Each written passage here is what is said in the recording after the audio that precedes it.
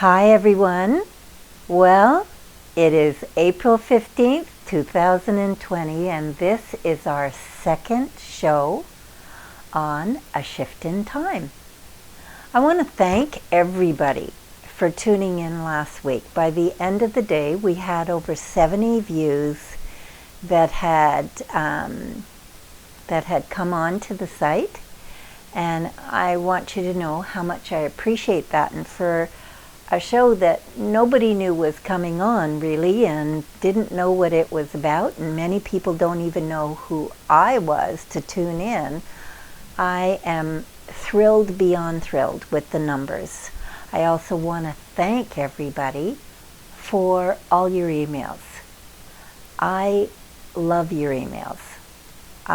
Not only do they give me an understanding of what you enjoyed, what you'd like to see next time, it also gives me an opportunity to read some of your questions that you have, and hopefully I'll get an opportunity throughout the next while to answer every single one of them. And if not, you're going to get an email back from me with the answer. Many of you, I would say probably 25 of you, asked the exact same question. And that was, how did I attain my experience in helping people transition through difficult times? And I would love to answer that question today. I think it's a great story, and it will open your understanding of who I am. And so I'm going to answer that question now. How I got involved? Well, I had been a family therapist for 12, 14 years by the time my daughter September was 16 years old. That was 25 years ago. So when September was 16, that summer, I ended up in the hospital having my gallbladder out. I had a terrible situation that the doctors finally figured out, and I got to have my gallbladder out. During the recuperation time, which the doctor told me for the first week, don't do anything except rest, walk around a little, but just let your body heal. By the 10th day, you should be doing fine, and 6 weeks later, you're going to be completely back to normal. However, I'm not someone that can just sit around. My mind is constantly buzzing and problem solving and all kinds of stuff. So one afternoon, shortly after my surgery, when I was home, I'm laying on the floor in the living room watching TV, and September comes in, and she lays down on the floor beside me, and we start talking, and I said, Cub, I cannot just sit here and do nothing. So we ended up problem solving of what we could do. We thought that we could call a church that we were involved with and see if there was somebody in the community that we could help, that we could do a kind deed for. And we just thought that would be so much fun to do. So we did. And sure enough, in our community, maybe 10 blocks away, there was a grandma that had just been diagnosed with cancer. And this grandma was raising 3 of her grandchildren. And it was more than she could handle. She needed somebody to take these 3 kids, and they were young. They were like 5, 7, and 12. She needed someone to take them during the evenings when she had to go to the hospital, and she would get her treatments, and then she'd be sick, and then a day or so later she'd be feeling better. So September and I volunteered to do this. We didn't know the family, we didn't know the grandma, so we went over, introduced ourselves, asked if we could help, shared the person's name that connected us, so because I knew that person, and of course the grandma knew that person, and one thing led to another, and sure enough, we ended up with 3 little ones in our house, 2 little ones and a preteen, and it was wonderful. And we were only doing it a couple of 3 evenings a week. It gave us something to focus on. We made sure when they came that we were playing board games, watching movies, playing tag in the backyard. It was summer. There wasn't any schedules to keep and school commitments and homework. However, as things would have it, Grandma got worse and worse, and the children spent more and more time with us until the children were living with us all week long, and they would go home and be with Grandma on the weekends, which worked out wonderful for a period of time. However, the youngest, the 5-year-old, she had a terrible time during the transition. On Sunday night, when we would pick them up and come back to our place, our 2 children still left at home, Dustin and September, were teenagers, and they would be setting up a game for all of us to play and fixing dessert while Ed and I popped over in the car and picked up the kids.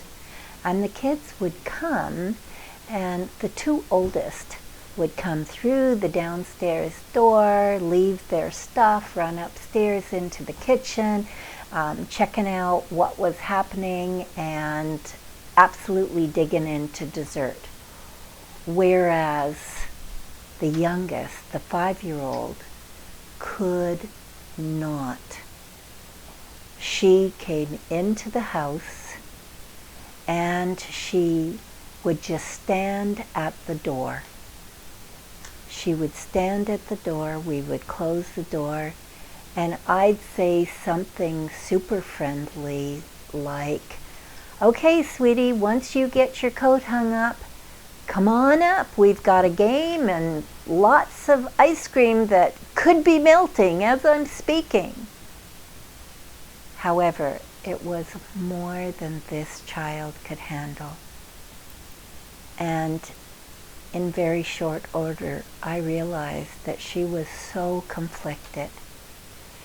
She was leaving her grandma, who lived in poverty. We did not. She loved her grandma and felt loyal to her, and it felt disloyal to this little girl to come to our home and be happy. So we made it through another week, and that following weekend, September and I went out and bought a puppy. We bought a tiny little dog, and we named her Jasmine. She was completely black, and she was a Cocker Spaniel. We brought her home, and she was so tiny. However, she had a job to do, this little puppy, and that was to learn to go from our main floor down the stairs to where the front door opened. We needed to teach her that over the weekend.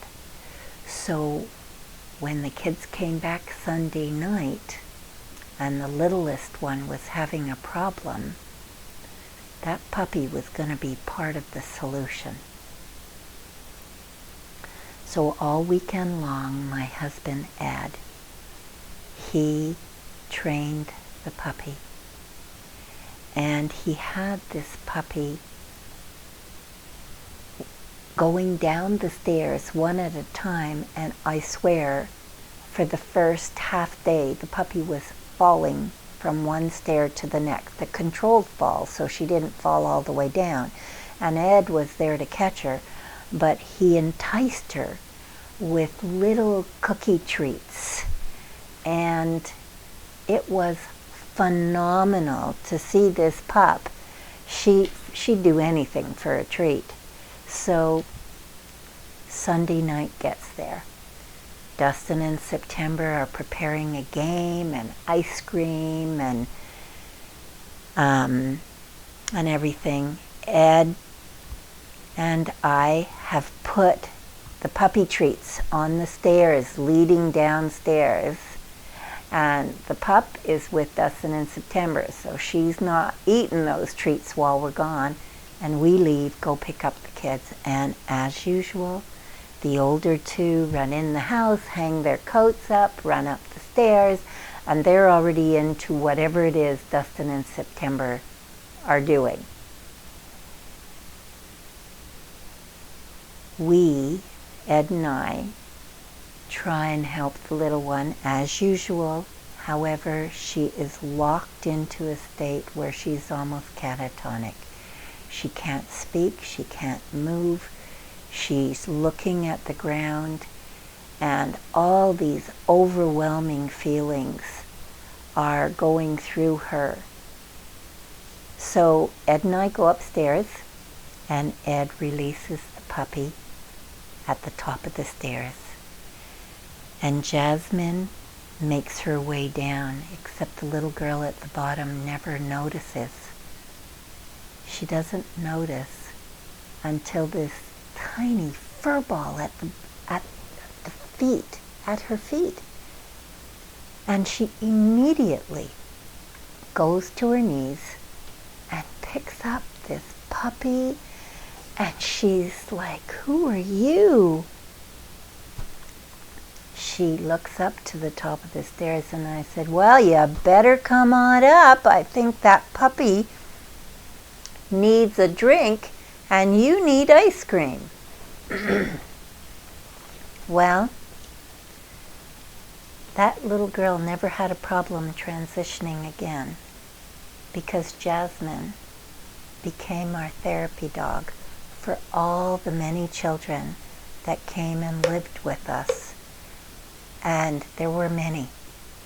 We had 49 children that were not our own live with us in a 6-year period of time. To make a long story short, the Ministry of Children and Families were involved with the grandma and the 3 children. Not that we were aware of that in the beginning. However, they did notify us as grandma got sicker and sicker. And we worked with them to have a stable home for these 3 children when grandma did pass. And those children stayed with us for 5 years. And at the end of those 5 years, they moved to my best friend's house, who owned a farm with horses, that they went and visited and knew for 5 years before they moved there. It was an amazing time in my whole family's life.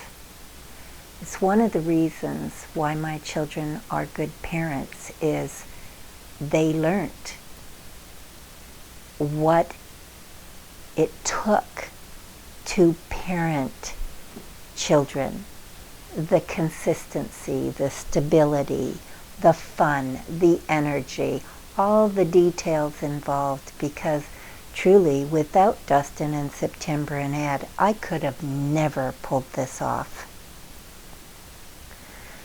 Once the ministry found out how skilled we as a family were together, we went from having these 3 to 2 more, plus our own 2 that were still at home, so we had 7.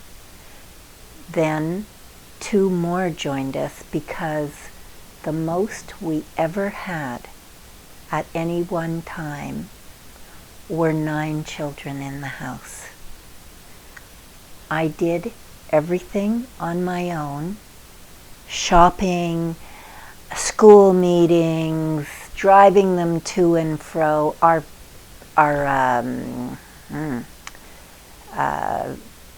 The gentleman that fixed my car, he honestly believed that I lived in the van and was driving it 24/7, because I mean, we kept it in good shape, and he was constantly doing things to it to keep the oil changed and the filters changed and whatever else that was needed, new tires, whatever. But he could see the mileage that I was putting on. The only help that we got me during that time, outside of the family helping me, was we had a gal come in every Saturday that would wash and sanitize all the floors throughout the house and the 4 bathrooms that we had. And that was such a help and a blessing, because I kept it up the rest of the time and everybody had chores and were helping. However, if somebody got sick, I didn't want it going through the whole house. So we made sure that the bathrooms were extra clean and sanitized and everything else. But otherwise, for 6 years, our family handled all 49 of those children. And we absolutely enjoyed it beyond belief. Helping 49 children move from family homes, coming to us from Children's Hospital. Some were terrified of men. So Ed wasn't the father of the house. He was Jasmine's, the dog's, dad. That's how we introduced Ed. And I would ask the kids, the new ones at night that were nervous and stuff, to help them get through it. I'd say, well, Jasmine and I are taking cookies and milk down to Jasmine's dad. Do you guys want to come and help us? And they'd carry down the cookies and stuff. And Jasmine, of course, was with us. So Jasmine was a large part of the therapy that we offered these children. We had little ones that literally tried to dig their way to China in our back garden, to those that were incredibly creative with Lego and everything else. Every kind of personality came through our home. No child that came to our home was on medication ever. And it was not that at times it wasn't needed, because it was. However, we would manipulate the situation so that the kids could be successful without medication.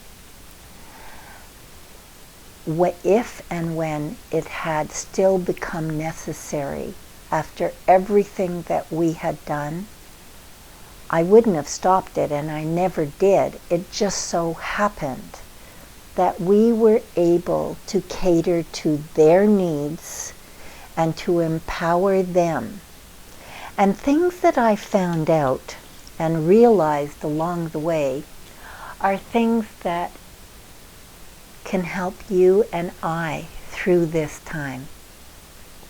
One of the important things about going through a transition is to keep something normal, anything.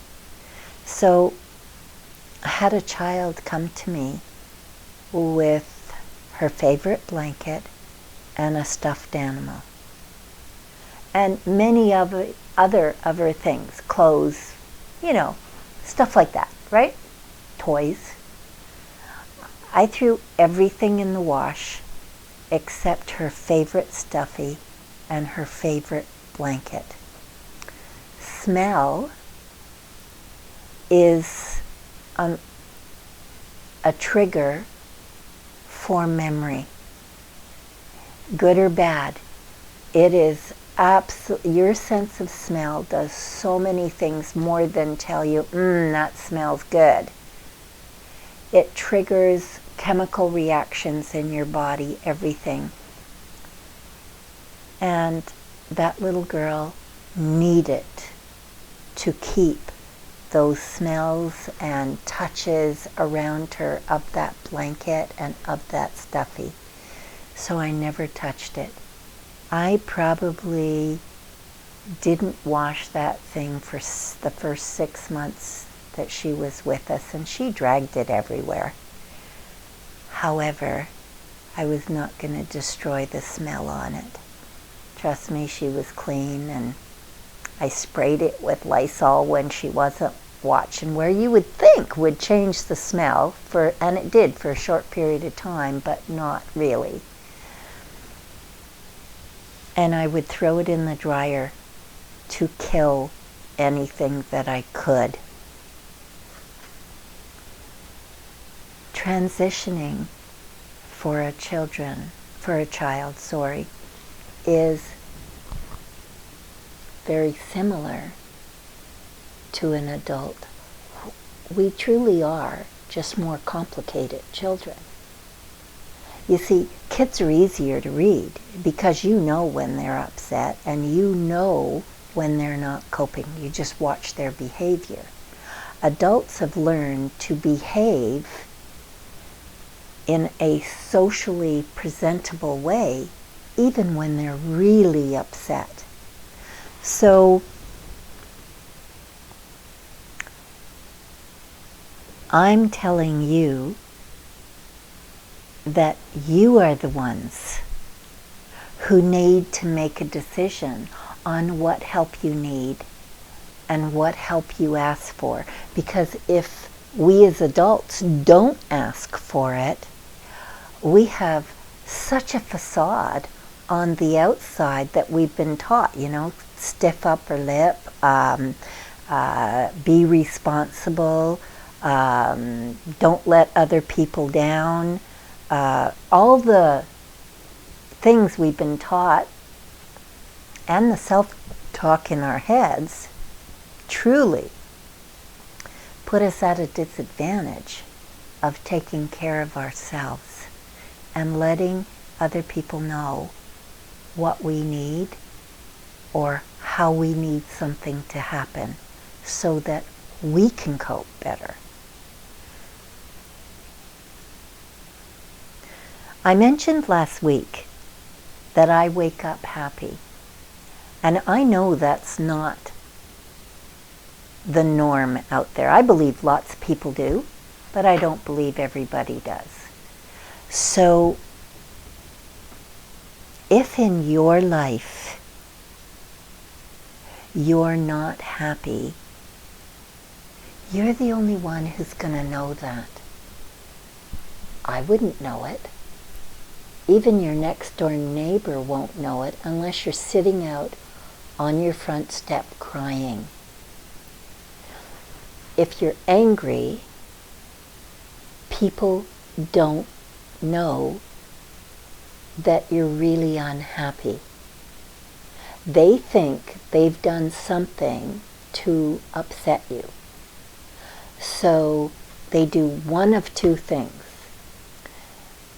in the beginning, if they like you or want to have a relationship with you, they are going to try by saying, did I do something to upset you?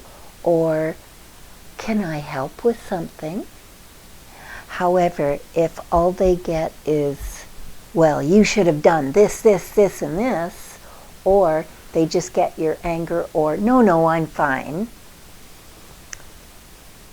then eventually they're going to back off. If they don't back off,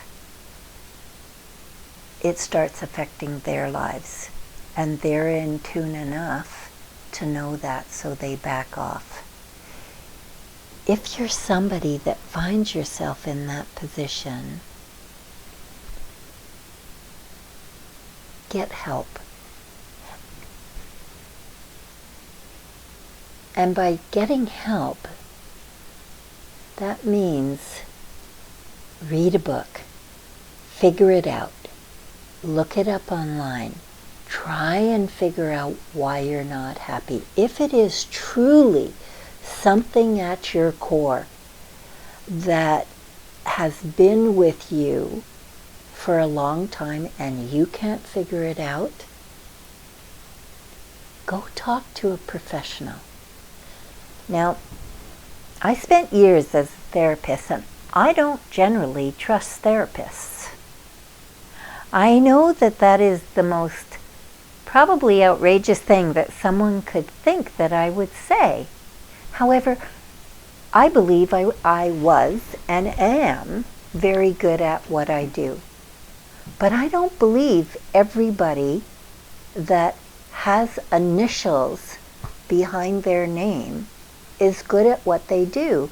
Let me share a very quick story. My daughter, September, and someone that she knew were having difficulty. So the other person went to a therapist.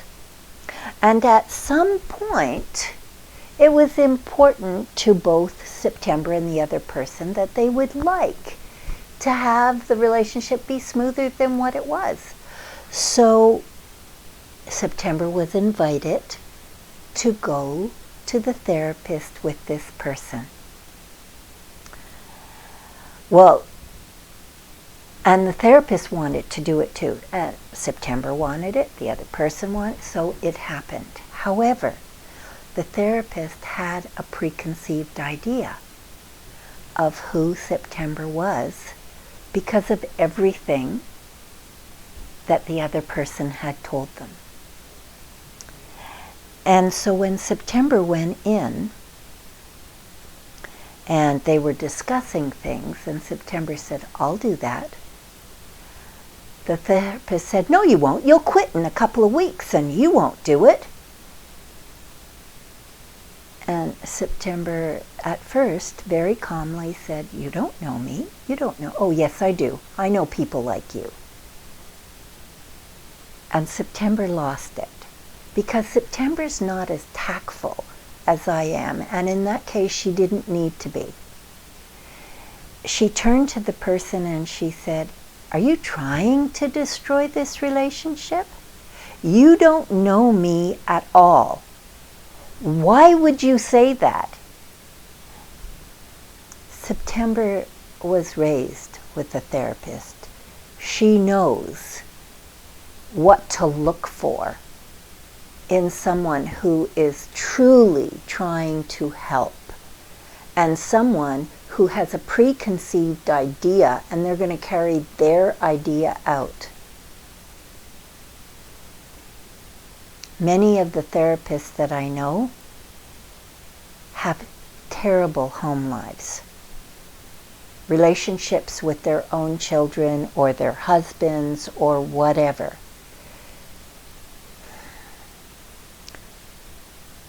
So I'm not lightly saying go talk to just anybody. If you take that step forward to go talk to someone and that person you feel at any point is phony, is not real, then walk away and find someone else. God knows there's enough therapists out there. But nobody deserves to go through their lives afraid, sad, and unhappy. Right now, people are questioning, and they are tense. They do have anxiety. That's normal. There is nothing wrong with you. Even if you were depressed, well, let's take a look at everything. You're not seeing your friends. You're not doing the job that you're used to. You can't go out and just go shopping because you feel like it, or go to a movie, or go visit a friend. So that can be a definite sad situation, and especially if you live on your own, or there's just the two of you and you just feel like, you know what, we need more than this. We're great for X number of hours, but we need more than this.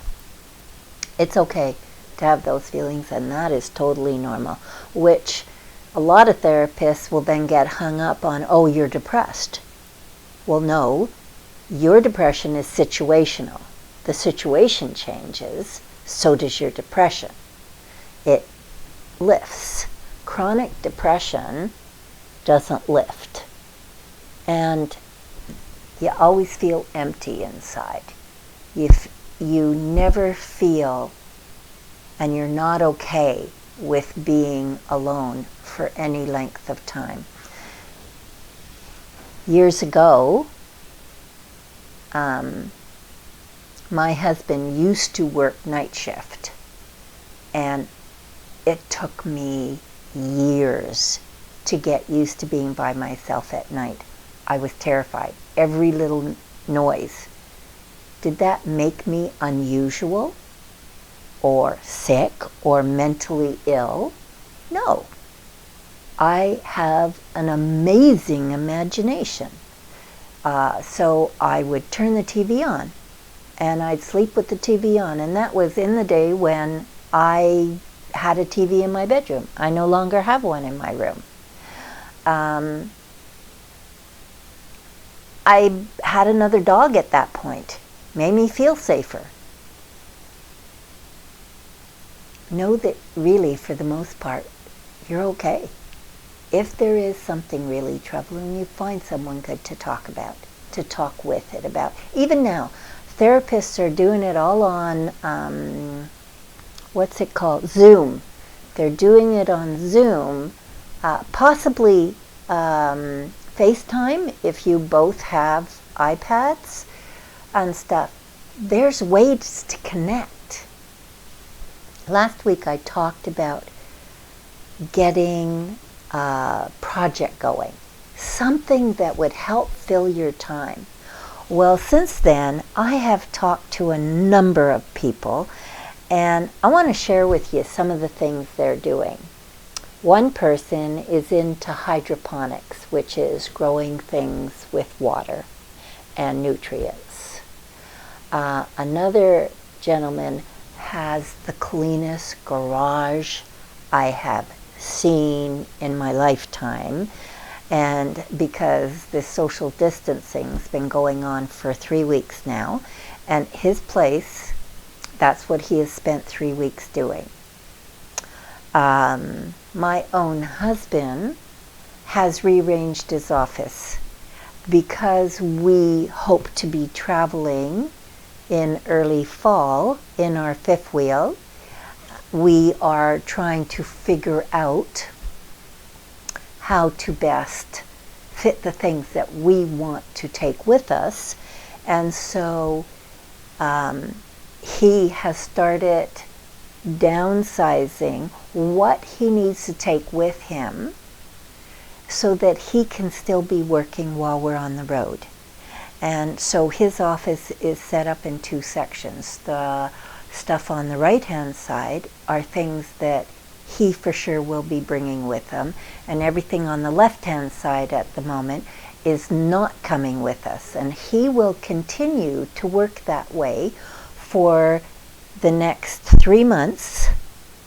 And if there's something on the left that needs to come into the right, then he will pick that up, put it over on that side, and know that it's something that's coming with us. I'm doing the same thing with a number of things also. You're as limited as your imagination. And I would love to know if any of you ordered an Erma Bombeck book, because I'm going to this week. I think she's funny and hilarious, and I really, really look forward to her humor. Great shows on TV. There are hilarious shows on TV. But most of them are older, and that's okay. Check those out. This would be a wonderful time to go through your emails. Not just to get rid of the ones you don't want. However, that's a good thing to do. Go through and just purge them all of what you don't need. But write those people that you didn't have time to. See how they're doing. Don't just send a Christmas letter to catch people up. Start sending out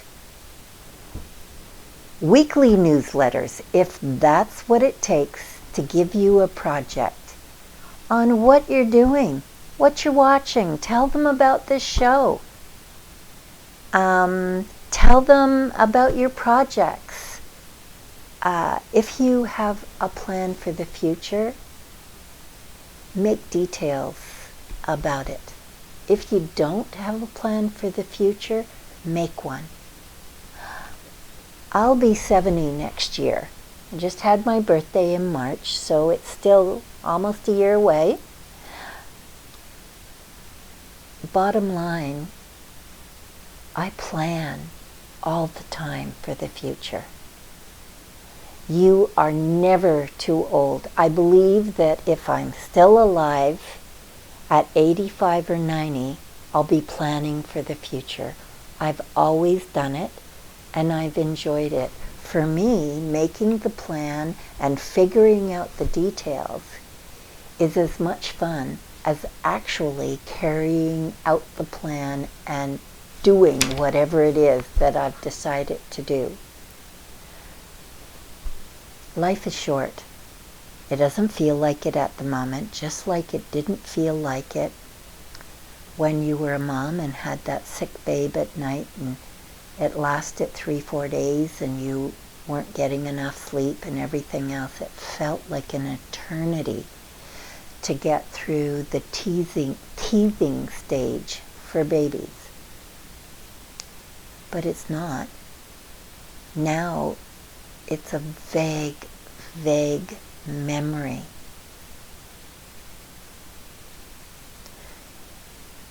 My grandchildren called me on Sunday, Easter. I hadn't thought of calling them. It wasn't Christmas. It wasn't, Easter Bunny, that kind of thing. I hadn't thought of calling. I was busy doing other things. They called me, and it was delightful. Absolutely delightful. Surprise somebody with a phone call. Okay, each week, last week, I gave you the word of the week. And the word of the week was twit. And I told you that the definition of twit, the real definition of twit, is a pregnant guppy. And so next time you call someone that out loud or under your breath, you can kind of giggle, picturing them as a pregnant guppy. This week, I have just an awesome fact. And this one's about George Washington. Did you know that George Washington had to borrow money to go to his own inauguration to become the President of the United States? He did not have enough money to travel to the inauguration. Now, that to me sounds like a financial problem. And throughout our lives, unless you're a multimillionaire, all of us have come across financial situations that were a struggle or took time to save for or whatever. Or you're in between jobs, whatever has happened throughout our lives. And trust me, I'm sure it's happened to most of us. But you could have blown my socks off when I read that fact that George Washington had to borrow money to travel to his own inauguration. I hope that helps put things back into perspective. Money is absolutely important, don't get me wrong. We all need it. It makes the world go round. However, during this time, we have cut back on doing things just because we can't go out to a movie. We don't go out and eat. We're not spending. Anything we're spending on, we just spent a chunk on getting our fifth wheel overhauled to make sure that it's ready to travel this fall. And the reason we did it now, because there is lots of time between now and September, or now and when the border opens, is because the mechanics aren't busy. Otherwise, we wait till everything opens up. We're going to be one of 300 waiting to get in, whereas we chose the day that we took the fifth wheel in, and we chose the day we picked it up, and there you go. That is the only thing that we have spent money on during this whole time. And I love it because I've realized that I don't need all that stuff. And as Ed is simplifying things in his office so that we can take them with us when we travel, I'm simplifying my wardrobe. I'm simplifying the things in the kitchen that will be coming. The fifth wheel is new to us. This is our second fifth wheel. It's new to us, and so we haven't put anything in it except the mattress in our bedroom there. Everything else is still here at the house. And we are processing and simplifying everything that we're doing, and I believe that that's what this time is about. You want to use this time for good? Was being part of the rat race that you were in 3 weeks ago, and the debt, and everything that is incurred by being part of that rat race and wanting more and more things, really, were you happy? Or could you be happier on less doing something else? Because that's what we're looking at. I'm still going to put these shows on as long as people want me to. I'm still going to run my academy, teach the courses I teach, sell my book that I wrote last fall, that I published last fall. I'm going to still do those things because I do them all online. And I can do them from anywhere in the world, at any time. But we've changed, and we've changed our choices and opinions, and this quiet time this time that was enforced on us to stop running around, stop doing what we were doing, has given us a whole new view of what our new normal is going to be. And I challenge all of you to think about it. Because that's what this time is for. It's not to worry, because we have no control. We have zero control over, let's talk about it, the pandemic. If there was something that I could do to change the virus, to mutate it into something that couldn't hurt people, to come up with a cure or something like that, I would be very, very busy right now. But I don't have that talent or experience or education. I cannot solve it.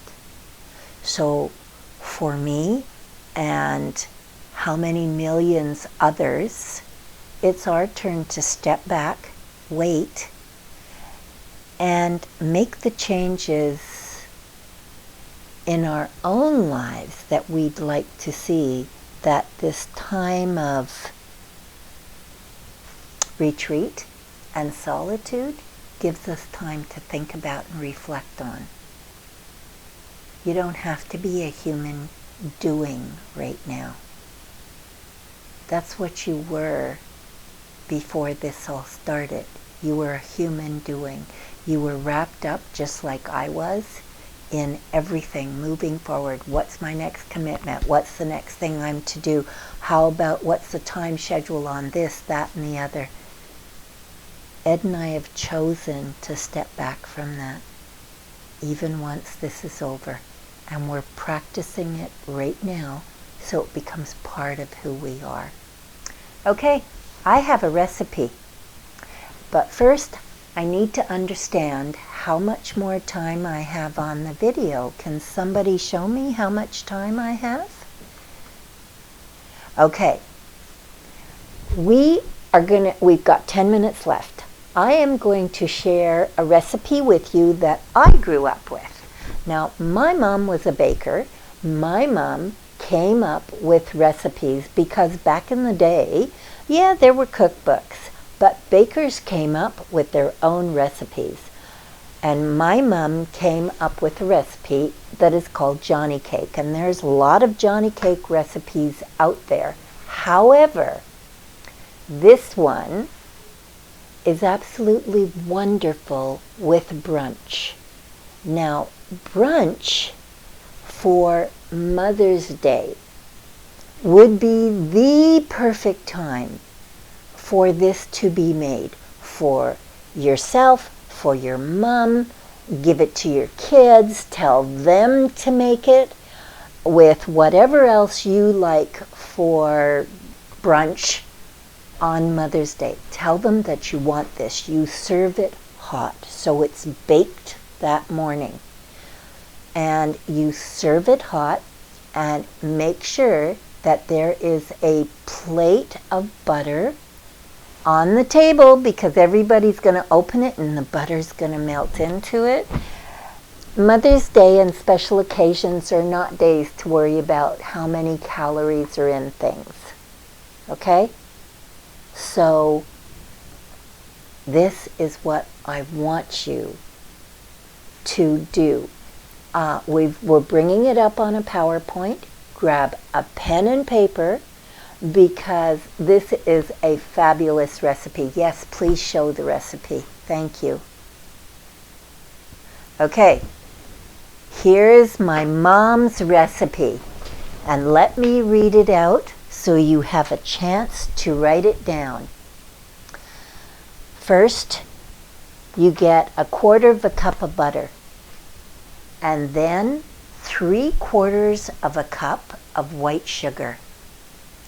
2 eggs, 1 cup of flour, 3 tablespoons of baking powder.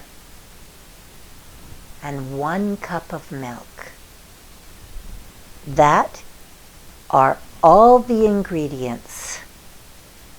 Now, the directions are you need an 8x8 square pan. I want you to grease or spray the pan. In a bowl, I want you to cream the butter and sugar together. And then I want you to mix in the eggs, the 2 eggs to that. Then I want you to set that bowl aside, and in a separate bowl, I want you to combine the flour and baking powder. Then mix in the flour and the cornmeal. You know what? The cornmeal is not up on the ingredients. I'm really glad I chose to read this. It is 1 cup of cornmeal, folks, that goes with this. So you add in the flour, the cornmeal, and the milk, and the baking powder. You mix it all together. Then you pour in the eggs, sugar, and butter mixture to it, and you mix it throughout. Then you pour it in to your baking pan. Preheat your oven to 350 for approximately 25 minutes. What I want you to do is take a toothpick or something that at the end of the baking period you can put into the Johnny cake right in the center and pull it out to make sure that it is cooked all the way through. If it needs a couple of more minutes, it truly will depend on the altitude that you are at, how long it takes. Well, that is one of our favorite. We bake it at Christmas, Mother's Day, Easter, Thanksgiving morning, you name it. And if I just want to do something special for my family because I've woken up early and I have extra energy, I am going to make up Johnny cake. And trust me, it doesn't take anybody any length of time to get up and get out of bed when they smell Johnny cake and bacon cooking in the kitchen.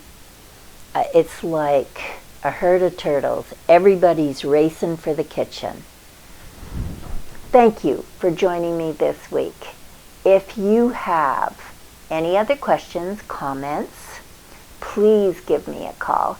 And be sure to share this link and to invite others to come and watch the show. See y'all next week.